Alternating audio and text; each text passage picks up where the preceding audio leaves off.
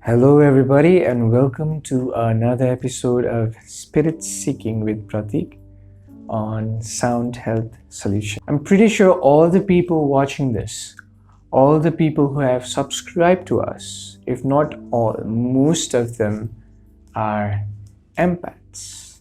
That's why you are interested in these kind of content, these kind of videos that make you aware of yourself, aware of your purpose, your true purpose as human beings, your true purpose as spiritual beings.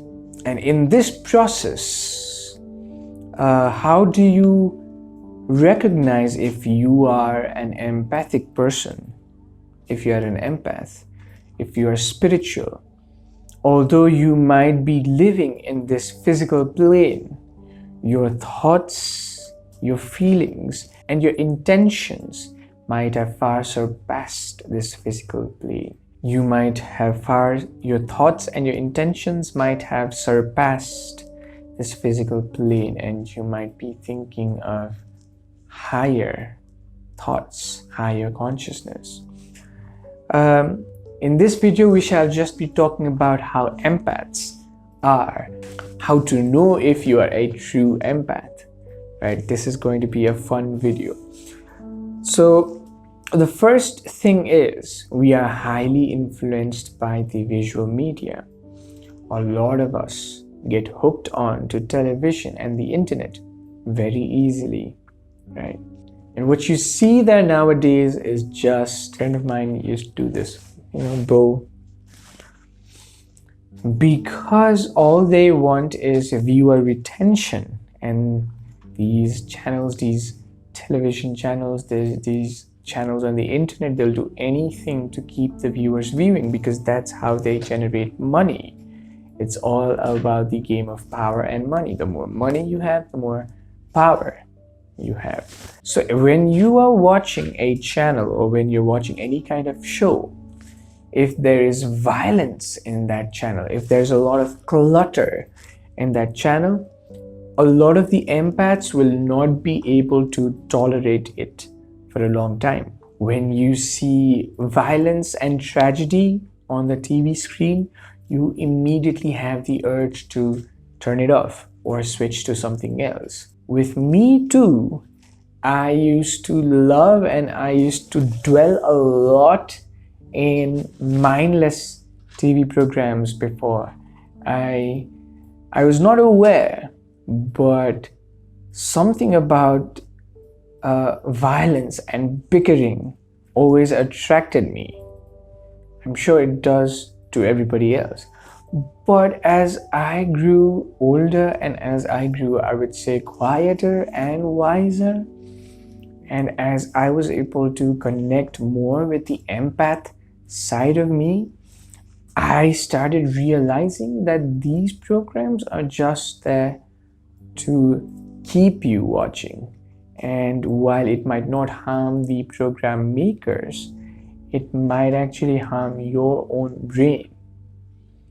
The more you are exposed to violence and tragedy, the more sunken you're feeling, the more lower your vibrational existence shall be. You might have noticed this with yourself, haven't you? First of all, a lot of us are not able to watch violent visuals, but even if we do, we feel low for a really long time after that. Another way to realize and find out if you're an empath is that people like talking to you a lot. People find it easy to share to you all their deepest, darkest secrets, their pains, their aches in life, their problems in life, their happy moments in life, their embarrassing moments in life. If people are able to do that to you very easily, understand that you're an empath. This is because empaths have the ability to resonate with whoever they are speaking to. if you're an empath and if somebody else is speaking about pain to you, you not just only listen to that pain, but you're actually able to feel that pain inside of yourself. You're actually able to somewhat step into their shoes and see and understand what they are feeling. And when you truly understand what they are feeling, you come back with the right responses. You come back with the right questions. You come back with the right comments. And when you do that, the person who's speaking to you knows that you have understood him or her, and hence he or she is able to open up more easily and open up more. The third thing is a very interesting one. I only realized this later that it's very prevalent with me, but this used to happen in my childhood days too. Whenever I used to watch any sports, say a soccer match, I would be rooting for Team A. But if Team B started losing, I would slowly and secretly start rooting for Team B, because I just had a soft corner for the losing side, if I may say. That happens to a lot of us. We are very sensitive and we tend to be very helpful, and therefore whenever we see someone on a lower level than the other, we have this innate intention, this innate behavior, this innate urge to help the person who's down there get up, right? It's almost like we're brought into this earth. We took birth in this earth to help other people, and that is true. That is actually true. Empaths are here to be light workers. They are here to show light to other people who might have found darkness in their own lives. The other thing is, you actually can find out, you actually know if someone is not speaking the truth. It's not just an intuitive thing. If you're an empath, you have a better understanding, a clearer understanding of the world, a more truthful understanding of the world, and hence you understand and you know how people react in different situations, how people respond, what are the vices of the people that you know, what are the virtues of the people that you know. And because of this, if they come in front of you and speak and say a lie, you're able to immediately find out, not just through their expressions, not just through their body language, but through facts, through rational thinking. Everything makes sense in your head, and although you, out of kindness and out of compassion, you might not confront that person, deep inside you know that he is deviating from the truth.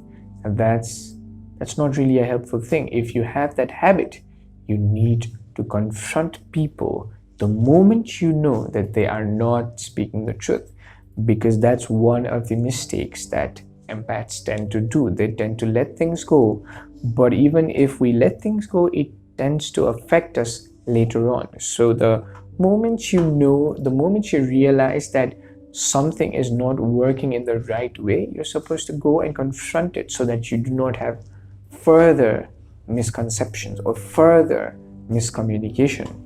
And finally, another way to know that you're an empath is you despise clutter. I myself am not able to function in a mob, in a crowd. We have parades and festivals all the time out in the streets, but I am not able to approach them or be in the midst of a crowd.